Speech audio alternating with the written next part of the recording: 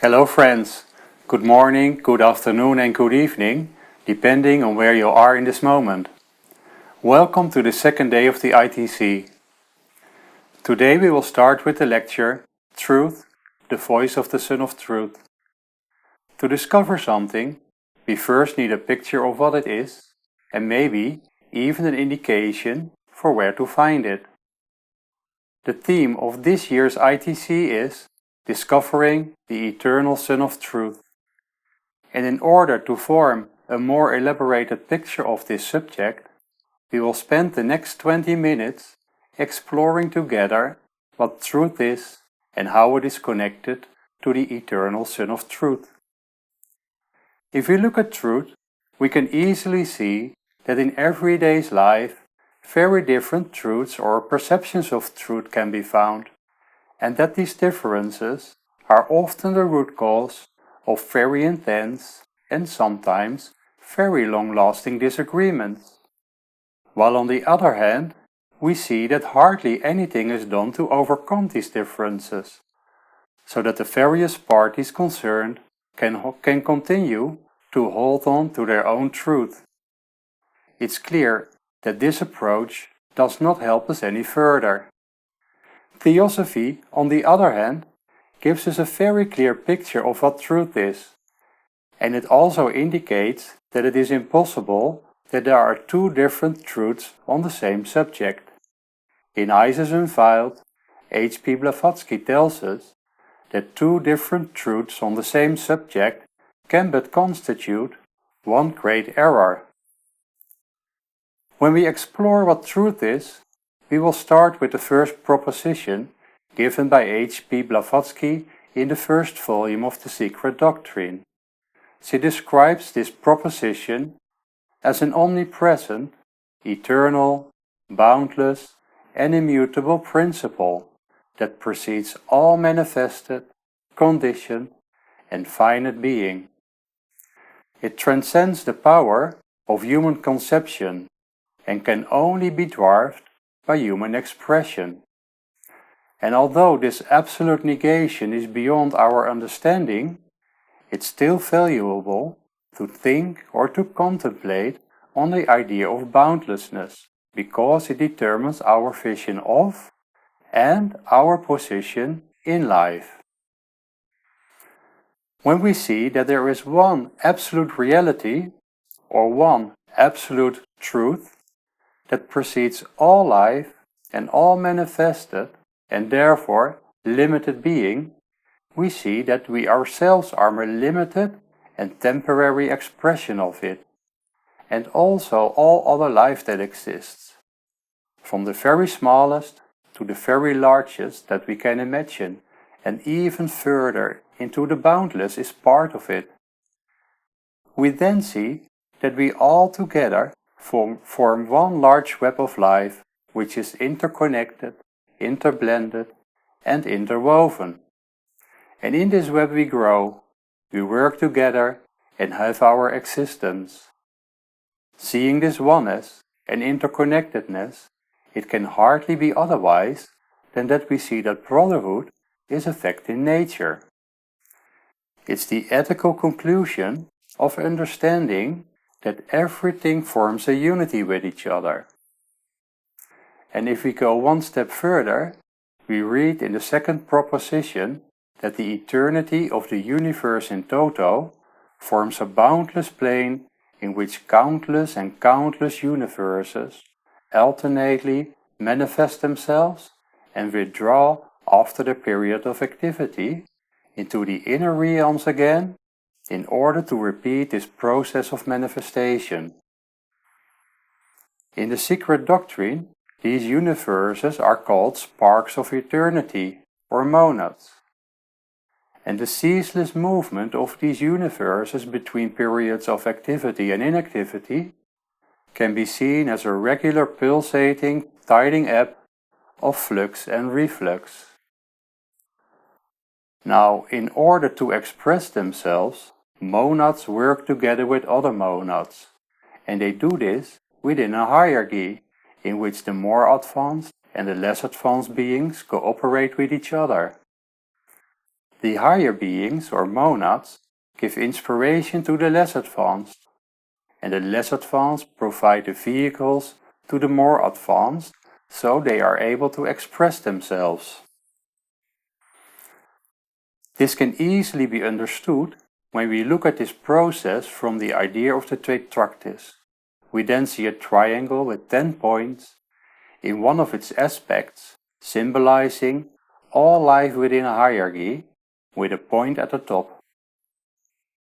This top represents the monad within the hierarchy that's the most highly developed and the most spiritualized of all monads within the hierarchy. Therefore, this monad is called the Absolute. In Sanskrit, the Absolute is also called Brahman or Paramatman, and it is this point from which all life within a hierarchy emanates.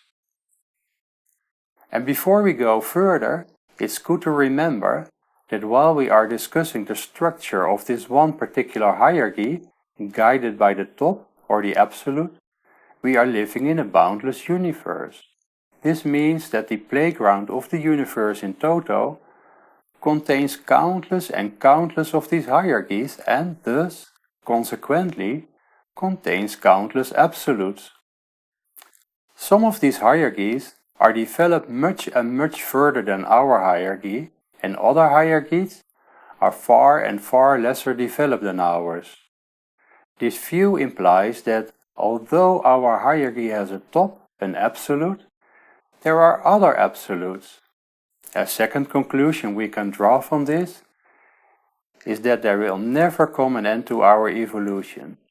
We will always continue to grow. Evolution is boundless, so to say, but within our hierarchy there is a top, from which all wisdom emanates, and this top is called the Sun of Truth. Now, to build an image of this Sun of Truth, we must bear in mind that this top cannot be found in the outer worlds, because everything that is manifested is composite and truth is one. This Absolute, or Sun of Truth, is unmanifested.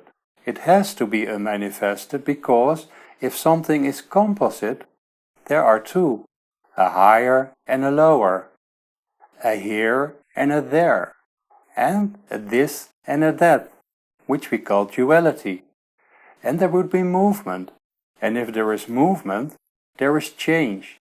And truth has the very characteristic of being immutable.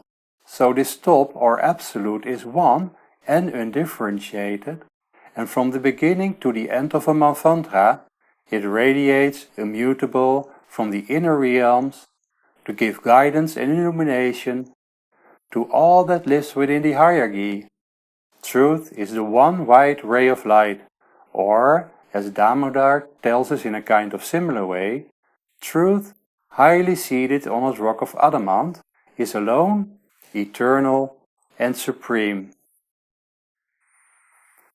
So we started this lecture with the first proposition, the unknowable and unthinkable, boundless principle. Then we discussed the Absolute, the eternal Sun of Truth, working from the inner realms. In the following part of this lecture, we will explore what happens when this one white ray of light arrives into the outer worlds. From the first moment we come into manifestation, Maya appears and things become relative. The one becomes the two becomes the three, and the tree is divided into the 7 rays, and from there divides itself into innumerable and innumerable rays, and thus arrives differentiated and veiled in the robes of Maya into our world of manifestation.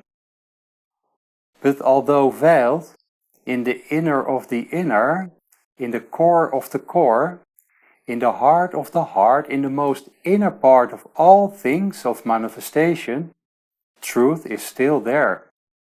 In striking words, Godfried de Purker tells us that the objective universe possesses only a relative reality, derivative from the nominal root, of which this objective universe is the phenomenal aspect.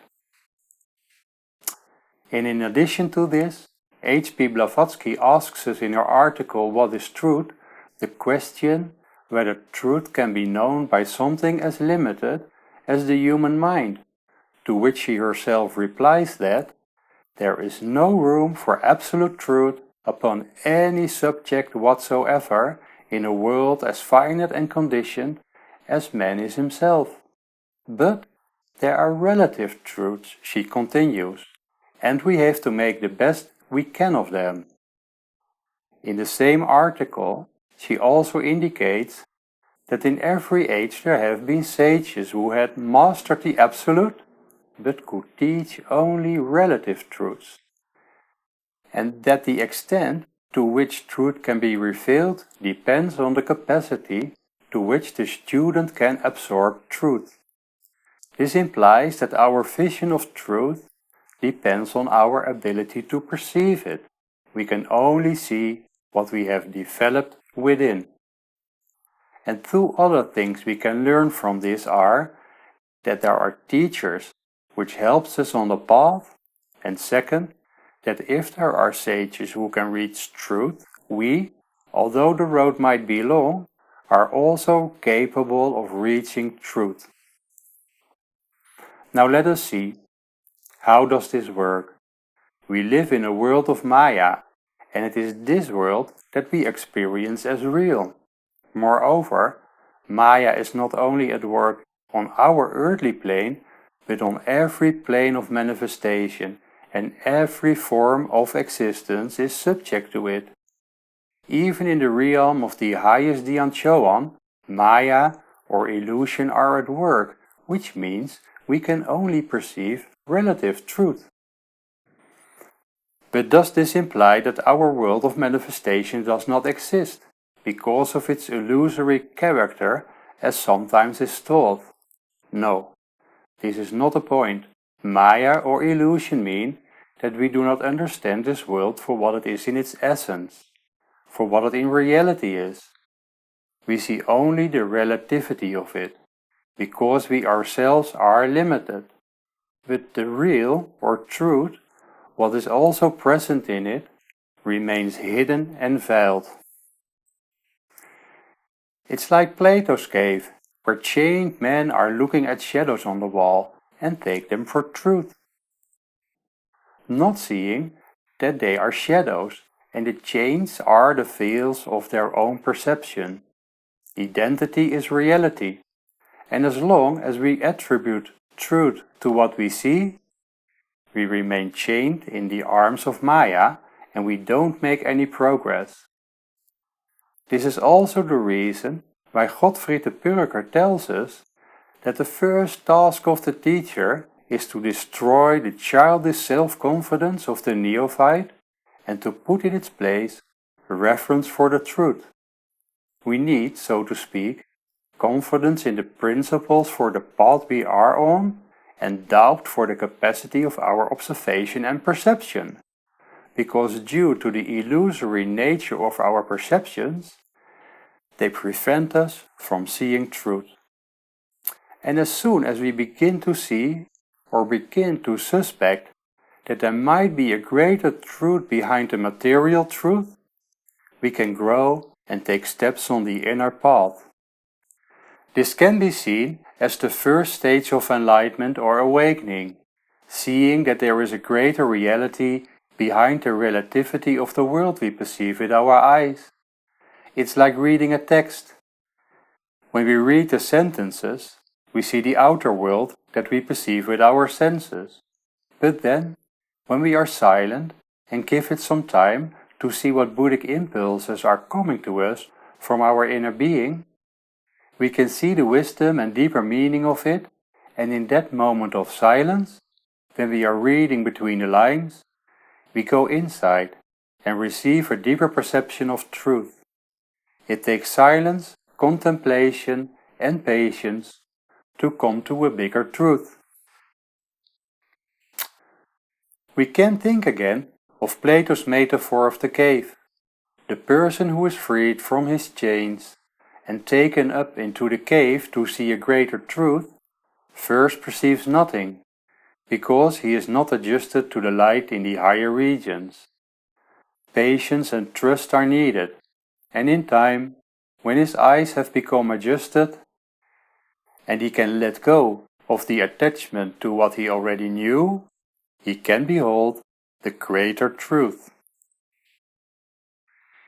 If we then return to Helena Petrovna Blavatsky's article What is Truth?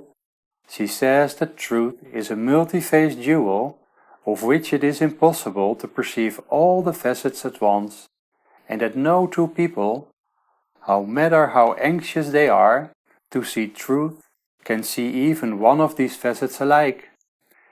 It's like the story of the blind monks who are investigating an elephant. Each of them will perceive their own truth. One touches the leg and thinks it's a tree. Another thinks he perceives a broom touching the tail. And yet another recognizes a mop while researching the ears. They all perceive relative truth, and they have to make the best of it. Now when they are cooperative and consult each other, they can bring the pieces together in order to build a bigger image or a bigger vision of truth. And isn't this also the reason why we gather every year here at ITC? Together we investigate, and with the contribution of each other, we try to increase our understanding. And in doing so, we inspire each other and try to look behind the veils, and we learn more than we can do alone. When we now return to the question of what truth is, we can explore it one step further by looking at truth and try to see what its characteristics are and how we can recognize them, as well in our studies as in our daily lives. In the collected writings, it can be read that truth, to be complete, must represent an unbroken continuity. It must have no gaps and have no missing links, because truth is one. For this we can, for example, look to the doctrine of reincarnation, from which, on the basis of a number of processes occurring in the inner realms, where we can think of Kamaloka and Devachan, it can be explained that people incarnate in intervals of a few thousand years. But if a teaching fails to answer the question of why children can incarnate already after only a few years, or when it fails to answer other questions, then this teaching is incomplete, and therefore is only relative true. The answers given by any particular philosophical system must also be logical, for what is illogical cannot be true. Another aspect of truth is that it should give a solution to all the problems we encounter in life. When we see the processes or dynamics that take place in the inner realms of our Earth, in the solar system, or in the cosmos as a whole, we can see the truth that lies behind our world of illusion, and we naturally find solutions for these problems. Therefore it's said that the Sun of Truth radiates its beams to all. In this we find an important touchstone by which we can recognize truth. Truth must be beneficial to all.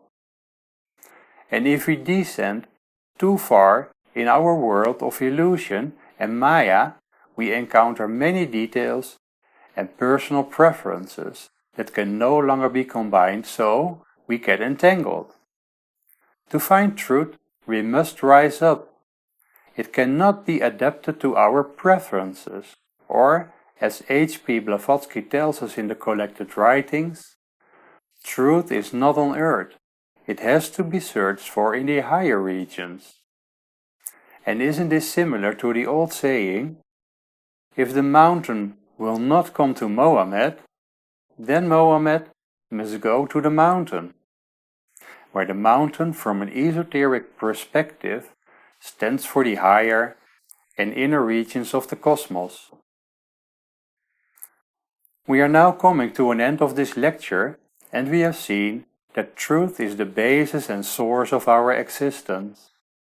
All that lives is an expression of truth, and the truth that is always present in the heart of our hearts connects us to the heart of the universe.